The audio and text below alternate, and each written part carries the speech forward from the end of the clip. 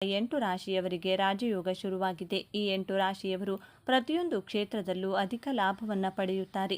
ತಮ್ಮ ಜೀವನದಲ್ಲಿ ಎಲ್ಲ ರೀತಿಯ ಸಮಸ್ಯೆಗಳಿಂದ ಮುಕ್ತರಾಗುತ್ತಾರೆ. ಹಾಗಾದರೆ ರಾಜಯೋಗ ಇರುವ ರಾಶಿಗಳು ಯಾವುವು? ಯಾವ ಕ್ಷೇತ್ರದಲ್ಲಿ ಅದೃಷ್ಟ ಹೊಂದಿದ್ದಾರೆ? ಯಾವ ಕ್ಷೇತ್ರದಲ್ಲಿ ಅವರು ಮುಟ್ಟಿದ್ದೆಲ್ಲ ಚಿನ್ನವಾಗಲಿದೆ?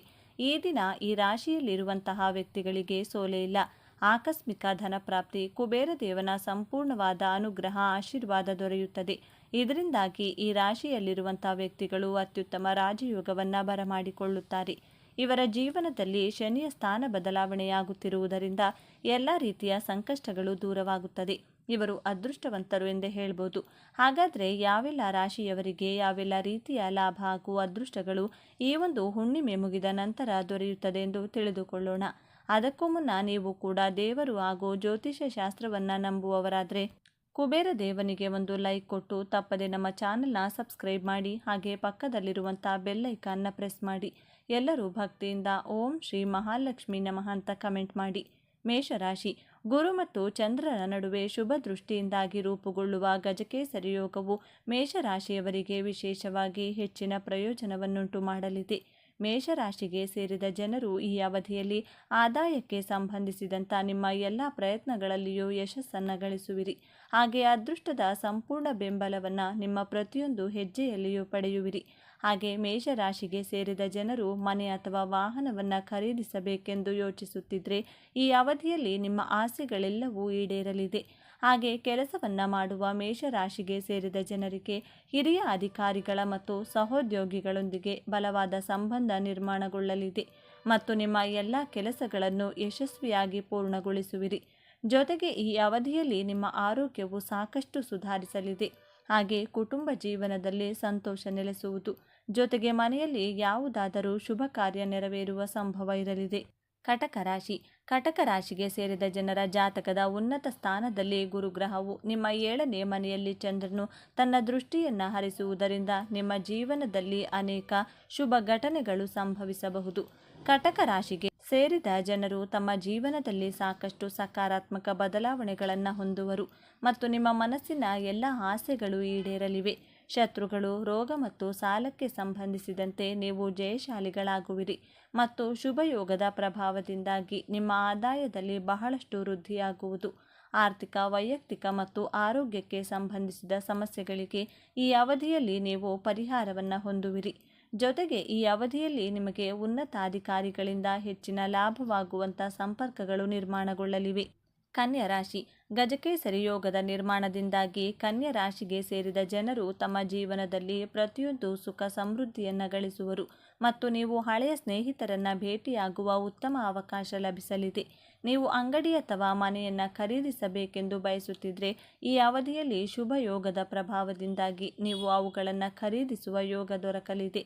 ಜೀವನಕ್ಕೆ ಸಂಬಂಧಿಸಿದಂತೆ ಕನ್ಯಾ ರಾಶಿಗೆ ಸೇರಿದ ಜನರು ಅನೇಕ ಲಾಭವನ್ನು ಪಡೆಯುವರು ಮತ್ತು ಪದವಿ ಹಾಗೂ ಪ್ರತಿಷ್ಠೆಯಲ್ಲಿ ವೃತ್ತಿಯನ್ನು ಹೊಂದುವುದರೊಂದಿಗೆ ಉತ್ತಮ ಬದಲಾವಣೆಗಳನ್ನು ಹೊಂದುವಿರಿ.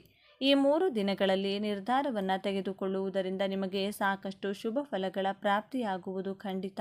ಸಂಪತ್ತಿಗೆ ಸಂಬಂಧಿಸಿದಂತೆ ಈ ಅವಧಿಯಲ್ಲಿ ಲಾಭವನ್ನು ಪಡೆಯುವಿರಿ ಮತ್ತು ನಿಮ್ಮ ಸುಖ ಸಮೃದ್ಧಿಯಲ್ಲಿ ಹೆಚ್ಚಳವಾಗಲಿದೆ. ತುಲಾರಾಶಿ. ತುಲಾರಾಶಿಗೆ ಸೇರಿದ ಜನರ ಜಾತಕದ 10ನೇ ಮನೆಯಲ್ಲಿ ಚಂದ್ರ ಮತ್ತು ಗುರುಗ್ರಹಗಳು ಪರಸ್ಪರ ದೃಷ್ಟಿ ಹರಿಸುವುದರಿಂದ ಗಜಕೇಸರಿ ಯೋಗವು ನಿರ್ಮಾಣಗೊಳ್ಳುವುದು. ಗಜಕೇಸರಿ ಯೋಗದ ಶುಭ ಪ್ರಭಾವದಿಂದಾಗಿ ತುಲಾರಾಶಿಗೆ ಸೇರಿದ ಜನರ ಆದಾಯದಲ್ಲಿ ಸಾಕಷ್ಟು ವೃದ್ಧಿಯಾಗುವುದು. ಹಾಗೆ ನೀವು ಹಠಾತ್ ಲಾಭವನ್ನು ಪಡೆಯುವ ಸಂಭವವಿದೆ. ಉದ್ಯೋಗದಲ್ಲಿ ನೀವು ಸಮೃದ್ಧಿಯನ್ನು ಹೊಂದುವಿರಿ ಮತ್ತು ವ್ಯಾಪಾರವನ್ನು ವಿಸ್ತರಿಸಲು ಉತ್ತಮ ಯೋಜನೆಗಳನ್ನು ರೂಪಿಸುವಿರಿ. ತುಲಾರಾಶಿಗೆ ಸೇರಿದ ಜನರ ಆರೋಗ್ಯವು ಈ ಅವಧಿಯಲ್ಲಿ ಸುಧಾರಿಸಲಿದೆ ಮತ್ತು ಶಾರೀರಿಕ ಹಾಗೂ ಮಾನಸಿಕವಾಗಿ ನೀವು ಬಲವಾದ ಸ್ಥಿತಿಯಲ್ಲಿರುವಿರಿ. ಈ ಶುಭಯೋಗದ ಪ್ರಭಾವದಿಂದಾಗಿ ತುಲಾರಾಶಿಗೆ ಸೇರಿದ ಜನರು ಲಾಭದಾಯಕ ಸಂಪರ್ಕಗಳನ್ನು ಪಡೆಯುವರು ಮತ್ತು ಮನೆಯಲ್ಲಿ ಸಂತೋಷಮಯವಾದ ವಾತಾವರಣವಿರಲಿದೆ. ಸಂಗಾತಿಯ ಸಹಾಯದಿಂದ ಸಂಪತ್ತು ಖರೀದಿಸುವ ಯೋಗ ಲಭಿಸುವುದು. ವೃಶ್ಚಿಕ ರಾಶಿ. ವೃಶ್ಚಿಕ ರಾಶಿಗೆ ಸೇರಿದ ಜನರ ಜಾತಕದ ಅದೃಷ್ಟದ ಮನೆಯಲ್ಲಿ ಗುರುವಿನೊಂದಿಗೆ ಚಂದ್ರನ ಪರಸ್ಪರ ದೃಷ್ಟಿ ಹರಿಸುವುದರಿಂದ ಗಜಕೇಸರಿ ಯೋಗದ ನಿರ್ಮಾಣವಾಗುವುದು. ಹಾಗಾಗಿ ವೃಶ್ಚಿಕ ರಾಶಿಗೆ ಸೇರಿದ ಜನರಿಗೆ ಎಲ್ಲ ರೀತಿಯ ವಿವಾದಗಳಿಂದ ಮುಕ್ತಿ ದೊರಕುವುದು ಮತ್ತು ಮಾತು ಹಾಗೂ ವ್ಯವಹಾರದಲ್ಲಿ ಸಕಾರಾತ್ಮಕ ಬದಲಾವಣೆಗಳನ್ನು ಹೊಂದುವಿರಿ. ಈ ರಾಶಿಗೆ ಸೇರಿದ ಜನರು ಹೊಸ ಕೆಲಸವನ್ನು ಹುಡುಕುತ್ತಿದ್ದರೆ ಈ ಅವಧಿಯಲ್ಲಿ ನಿಮ್ಮ ಆಸೆಗಳೆಲ್ಲ ಈಡೇರಲಿದೆ. ಹಾಗೆ ನಿಮ್ಮದೇ ಆದಂಥ ಸ್ವಂತ ವ್ಯಾಪಾರವನ್ನು ಶುರು ಮಾಡಬೇಕೆಂದಿರುವವರಿಗೆ ಈ ದಿನಗಳು ಸಾಕಷ್ಟು ಶುಭವಾಗಿರುವುದು. ವೃಶ್ಚಿಕ ರಾಶಿಗೆ ಸೇರಿದ ಜನರಿಗೆ ಶುಭ ಯೋಗದ ಪ್ರಭಾವದಿಂದಾಗಿ ಆದಾಯದಲ್ಲಿ ಹೆಚ್ಚಳವಾಗುವುದು ಮತ್ತು ಅವಿವಾಹಿತರಿಗೆ ಈ ಅವಧಿಯಲ್ಲಿ ವಿಶೇಷ ವ್ಯಕ್ತಿಯನ್ನು ಭೇಟಿಯಾಗುವ ಯೋಗ ದೊರಕಲಿದೆ. ವೃಶ್ಚಿಕ ರಾಶಿಗೆ ಸೇರಿದ ಜನರು ಈ ಅವಧಿಯಲ್ಲಿ ಎಲ್ಲ ರೀತಿಯ ಆರೋಗ್ಯ ಸಮಸ್ಯೆಗಳಿಂದ ಮುಕ್ತಿಯನ್ನು ಪಡೆಯುವರು ಮತ್ತು ರಾಜಕೀಯಕ್ಕೆ ಸಂಬಂಧಿಸಿದಂತೆ ನಿಮ್ಮ ಸಂಪರ್ಕಗಳು ವೃದ್ಧಿಯಾಗಲಿದೆ.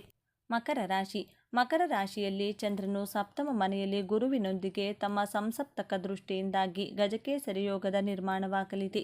ಈ ಗಜಕೇಸರಿ ಯೋಗದ ಪ್ರಭಾವದಿಂದಾಗಿ ಮಕರ ರಾಶಿಗೆ ಸೇರಿದ ಜನರ ಚಿಂತೆಗಳು ದೂರವಾಗುವುದು ಮತ್ತು ಅದೃಷ್ಟದ ಬೆಂಬಲವನ್ನು ನಿಮ್ಮ ಪ್ರತಿಯೊಂದು ಹೆಜ್ಜೆಯಲ್ಲಿಯೂ ಪಡೆಯುವಿರಿ.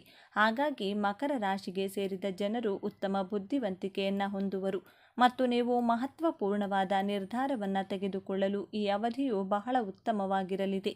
ಇದರಿಂದಾಗಿ ಭವಿಷ್ಯದಲ್ಲಿ ಸಾಕಷ್ಟು ಲಾಭವನ್ನು ಪಡೆಯುವಿರಿ. ಹಾಗೆ ಕೆಲಸಕ್ಕೆ ಸಂಬಂಧಿಸಿದಂತೆ ನೀವು ದೊಡ್ಡ ಯಶಸ್ಸನ್ನು ಗಳಿಸುವಿರಿ ಮತ್ತು ನಿಮ್ಮ ಆರ್ಥಿಕ ಸ್ಥಿತಿ ಬಲಗೊಳ್ಳಲಿದೆ.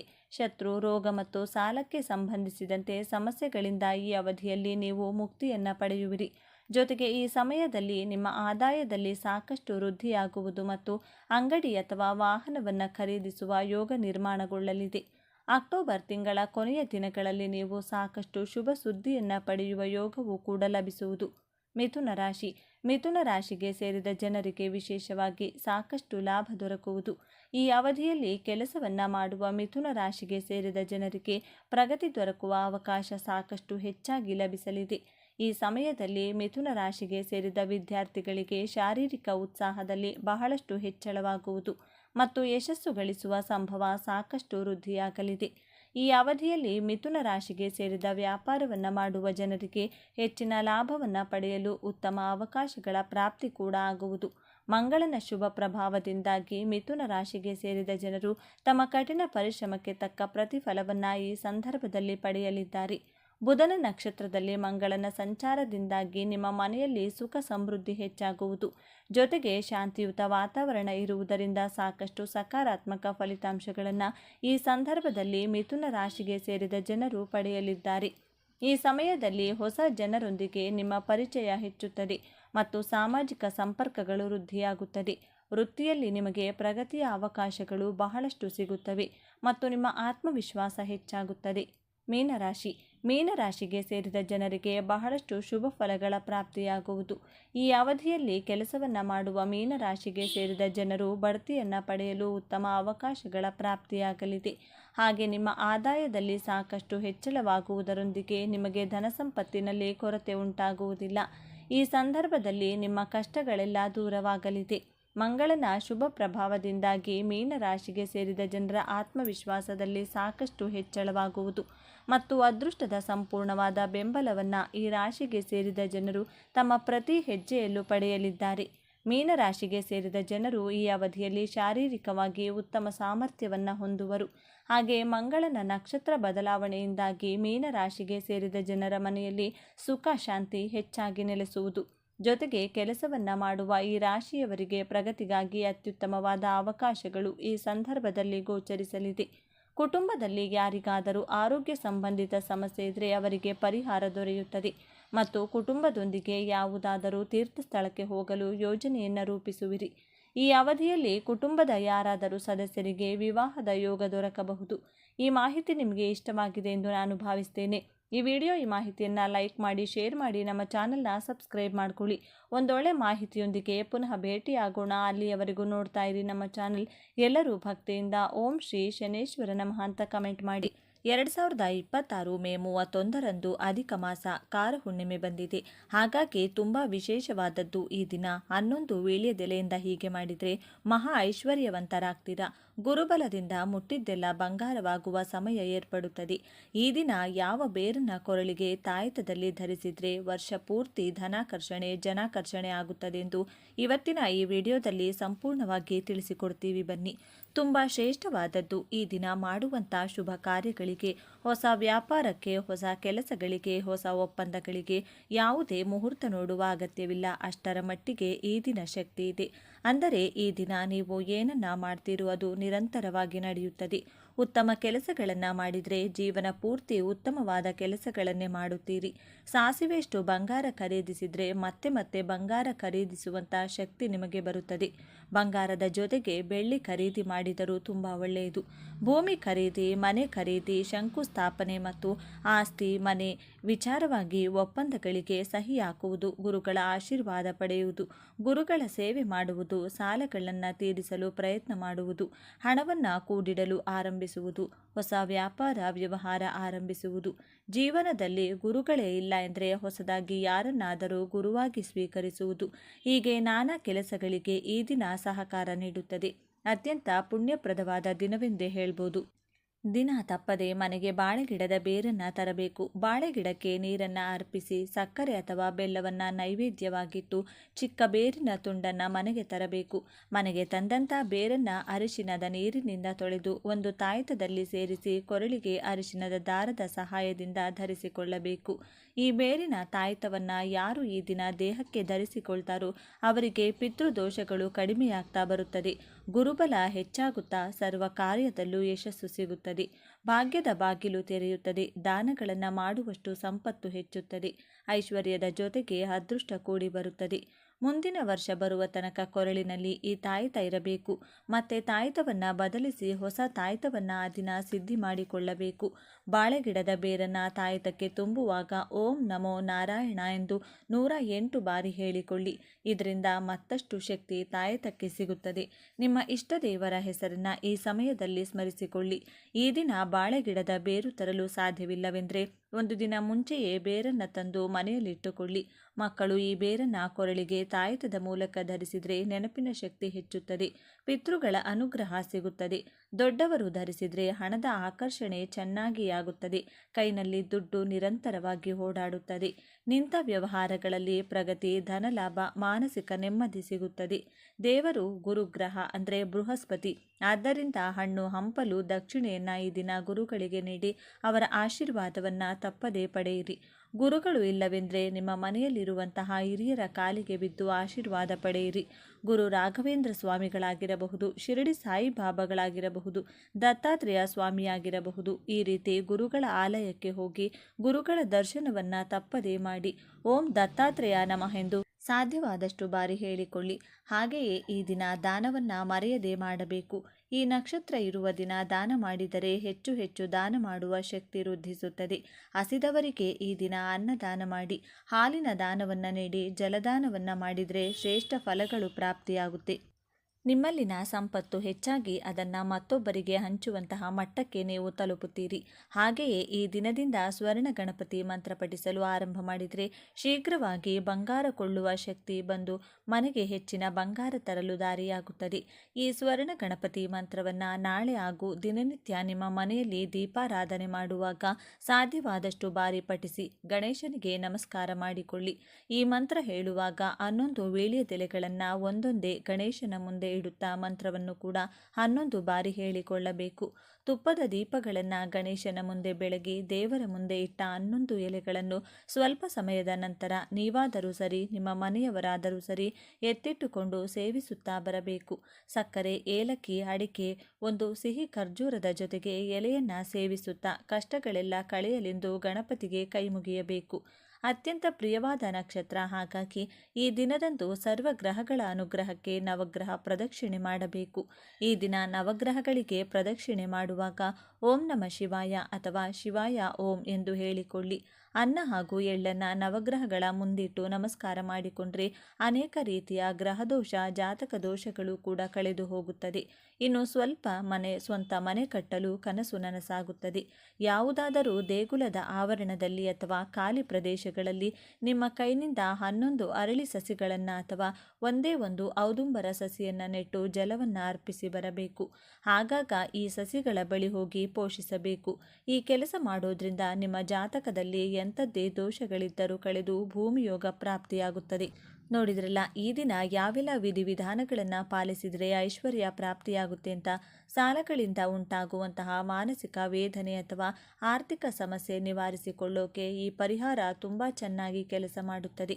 ಈ ಪರಿಹಾರದಲ್ಲಿ ನಾವು ಬಳಸೋ ಪ್ರತಿ ಪದಾರ್ಥಕ್ಕೂ ಒಂದು ನಿರ್ದಿಷ್ಟವಾದ ಶಕ್ತಿ ಇದೆ.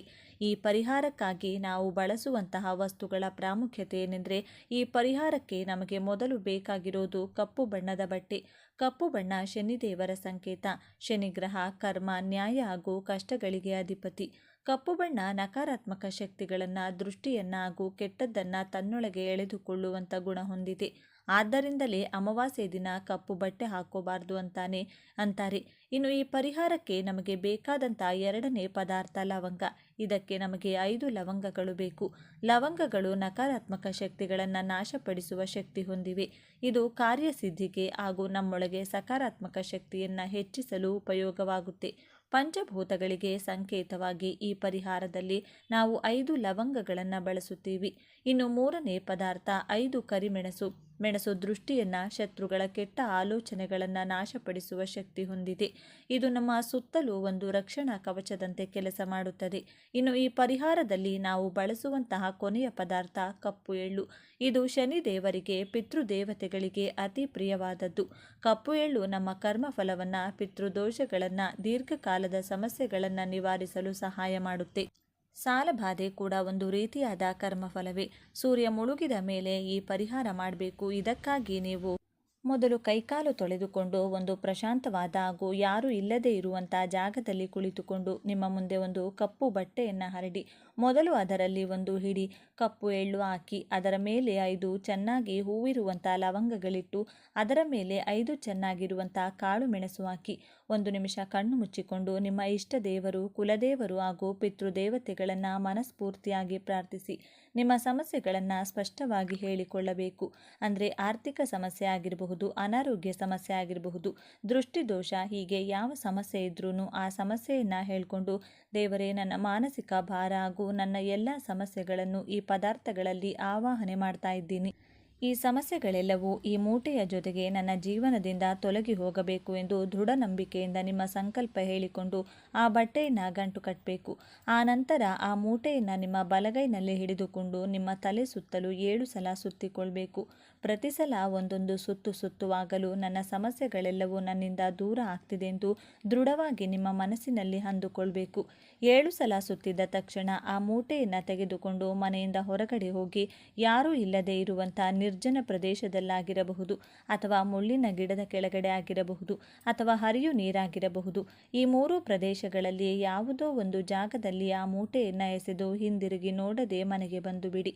ನೀವು ಹಿಂದೆ ತಿರುಗಿ ನೋಡಿದರೆ ನೀವು ಬಿಸಾಕಿದಂಥ ಸಮಸ್ಯೆಗಳಿಗೆ ದುಪ್ಪಟ್ಟು ಸಮಸ್ಯೆಗಳನ್ನು ನಿಮ್ಮ ಜೊತೆಗೆ ನಿಮ್ಮ ಮನೆಗೆ ತೆಗೆದುಕೊಂಡಂತೆ ಆಗುತ್ತದೆ. ನೀವು ಈ ಪರಿಹಾರ ಮಾಡೋಕೆ ಶುರು ಮಾಡಿದಾಗಿನಿಂದ ಪರಿಹಾರ ಮುಗಿಸಿ ಮನೆಗೆ ಬರೋವರೆಗೂ ಯಾರ ಜೊತೆ ಕೂಡ ಮಾತನಾಡಬಾರದು. ಮನೆಗೆ ಬಂದ ಮೇಲೆ ಕೈಕಾಲು ಮುಖ ತೊಳೆದುಕೊಂಡು ನಿಮ್ಮ ದೇವರ ಮನೆಯಲ್ಲಿ ದೀಪ ಹಚ್ಚಿ ನಿಮ್ಮ ಇಷ್ಟ ದೇವರನ್ನು ಪೂಜಿಸಿ ಎಲ್ಲ ಒಳ್ಳೆಯದಾಗುತ್ತದೆ ಅಂತ ನಂಬಬೇಕು. ಈ ಪರಿಹಾರ ನೀವು ಮಾಡೋದ್ರಿಂದ ನಿಮ್ಮ ಮೇಲಿರುವಂಥ ನಕಾರಾತ್ಮಕ ಶಕ್ತಿಗಳ ಪ್ರಭಾವ, ದೃಷ್ಟಿದೋಷ, ಶತ್ರುಪೀಡೆ ಎಲ್ಲವೂ ಕೂಡ ಕಡಿಮೆಯಾಗುತ್ತದೆ. ನಿಮ್ಮ ಪ್ರಯತ್ನಗಳಿಗೆ ಅಡ್ಡ ಬರುತ್ತಿರುವಂಥ ಕೆಟ್ಟ ಶಕ್ತಿಗಳು ನಾಶವಾಗುತ್ತವೆ. ನಿಮ್ಮ ಕೆಲಸಗಳಲ್ಲಿ ಗೆಲುವು ಸಿಗುತ್ತದೆ. ಈ ಪರಿಹಾರ ಮಾಡುವಾಗ ನಿಮ್ಮ ಮನಸ್ಸು ಪ್ರಶಾಂತವಾಗಿರಬೇಕು. ಹಾಗೆ ಪೂರ್ತಿ ನಂಬಿಕೆ ಇಟ್ಟು ಮಾಡಬೇಕು. ನೀವು ಯಾವ ಪರಿಹಾರ ಮಾಡಿದರೂ ಕೂಡ ಎಲ್ಲರ ಜೊತೆ ಡಿಸ್ಕಷನ್ ಮಾಡಿಕೊಂಡು ಕೂತ್ಕೊಂಡು ಮಾಡಬಾರದು. ಗುಪ್ತವಾಗಿ ಮಾಡಿದಾಗ ಮಾತ್ರವೇ ಫಲ ಹೆಚ್ಚಾಗಿ ಸಂಪೂರ್ಣವಾಗಿ ಫಲ ಸಿಗುತ್ತದೆ. ಅದೃಷ್ಟ ಕೂಡಿ ಬರುತ್ತೆ ಅಂತ ಇವತ್ತಿನ ಈ ವಿಡಿಯೋದಲ್ಲಿ ತಿಳಿಸಿಕೊಟ್ಟಿದ್ದೇವೆ. ಈ ಮಾಹಿತಿ ನಿಮಗೆ ಇಷ್ಟವಾದರೆ ತಪ್ಪದೆ ನಿಮ್ಮ ಇಷ್ಟ ದೇವರ ಹೆಸರನ್ನು ಬರೆದು ಈ ವಿಡಿಯೋವನ್ನು ಪ್ರತಿಯೊಬ್ಬರಿಗೂ ಕೂಡ ಶೇರ್ ಮಾಡಿ. ಮುಂದಿನ ಬಾರಿ ಮತ್ತೊಂದು ವಿಶೇಷ ದೈವ ಮಾಹಿತಿಯೊಂದಿಗೆ ಭೇಟಿಯಾಗೋಣ. ಧನ್ಯವಾದಗಳು ಸ್ನೇಹಿತರೆ.